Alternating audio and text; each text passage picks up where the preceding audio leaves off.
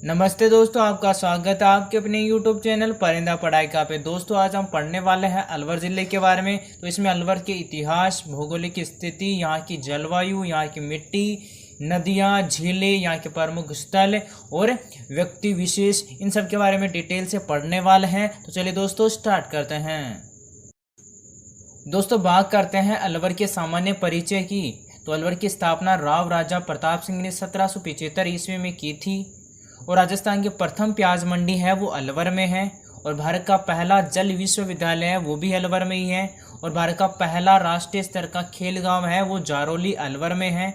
और करेंसी नोटों की स्याही बनाने का कारखाना है वो भिवानी अलवर में है।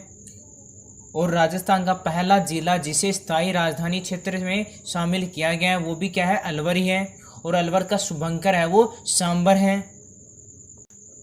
अब बात करते हैं अलवर के इतिहास की। तो अलवर की स्थापना कछावा वंश के राव राजा प्रताप सिंह ने 1775 ईस्वी में की थी। और अलवर महाजनपद काल में मत्स्य जनपद के नाम से प्रसिद्ध था और इसकी राजधानी थी वो विराटनगर थी। और राजस्थान के एकीकरण का प्रथम चरण 18 मार्च 1948 को संपन्न हुआ था, जिसमें मत्स्य संघ की स्थापना की गई थी। और इसमें राजस्थान के 4 जिले अलवर, भरतपुर और करौली शामिल हैं। अब बात करते हैं अलवर की भौगोलिक स्थिति की। तो अलवर है वो जयपुर संभाग में आता है और इसकी जिले के रूप में स्थापना है वो 1 नवंबर 1956 में की गई थी। और बात करें सीमा रेखा की तो यह जयपुर, दौसा, भरतपुर 3 जिलों के साथ है वो सीमा शेयर करता है, जबकि हरियाणा राज्य के साथ भी सीमा शेयर करता है। और अलवर है वो राजस्थान के पूर्वी मैदानी भाग में स्थित है। और यहाँ की जलवायु है वो आर्द्र जलवायु है। और अलवर में मिट्टी है वो जलोढ़ मिट्टी पाई जाती है। और अलवर का परिवहन कोड है वो RJ02 है। और अलवर का शुभंकर है वो सांबर है। और अलवर के कुछ उपनाम हैं, राजस्थान का सिंहद्वार, राजस्थान का स्कॉटलैंड और पूर्वी राजस्थान का कश्मीर के नाम से अलवर है वो प्रसिद्ध है।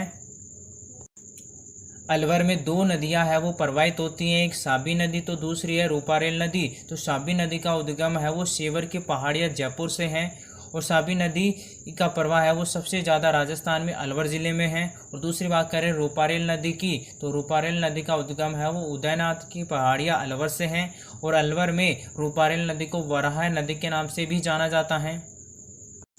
अब बात करें अलवर की झीलों की तो इसमें 3 झीलें हैं। सिलीसेर झील, राजस्थान का नंदकानन है वो सिलीसेर झील को कहा जाता है। और सिलीसेर झील का निर्माण है महाराजा विनय सिंह ने 1845 ईस्वी में अपनी रानी शीला के लिए करवाया था। और दूसरी झील है झिलमिल झील, ये भी बहुत फेमस है। और तीसरी है जैसमंद झील। अब बात करते हैं अलवर के प्रमुख स्थलों की। तो सबसे पहले आता है भरतरी का मंदिर। तो भरतरी का मंदिर है ये सरिस्का अलवर में है। और भरतरी है ये उज्जैन के राजा थे और बाद में गोरखनाथ के शिष्य बन गए थे और जिनका संबंध है वो नाथ संप्रदाय से था। और भरतरी का मेला है वो साल में 2 बार, एक श्रावण पूर्णिमा को और दूसरा है वो भाद्रपद पूर्णिमा को भरता है। इसके बाद आती है नारायणी माता का मंदिर। तो नारायणी माता का मंदिर है ये बरवा डूंगरी राजगढ़ अलवर में है। और इनके पुजारी होते हैं वो मीणा होते हैं। और नारायणी माता है ये नाइयों की कुलदेवी होती है। और नारायणी माता का मेला है वो वैशाख शुक्ल एकादशी को भरता है। अलवर किला जिसे बाला किला कहा जाता है, इसका निर्माण हसन खान मेवाती ने करवाया था। और यह दुर्ग गिरिदुर्ग की श्रेणी में आता है। और बाला किला को कुंवारा किला कहा जाता है। दोस्तों इसका मतलब ये नहीं कि इसकी शादी नहीं हुई, मतलब इसका मतलब ये है कि अलवर किले के लिए आज तक कोई भी युद्ध नहीं हुआ है, इसलिए इसे कुंवारा किला कहा जाता है। और इसके 6 दरवाजे हैं, जयपोल, सूरजपोल, लक्ष्मणपोल, चांदपोल, अंधेरी पोल और कृष्णापोल। मूसी महारानी की छतरी। तो मूसी महारानी की छतरी है ये अलवर में है और इसमें कुल 80 खंबे हैं। और मूसी महारानी की छतरी का निर्माण है ये महाराजा विनय सिंह ने करवाया था। भानगढ़ का किला, इसका निर्माण आमेर के राजा भगवंत दास ने करवाया था।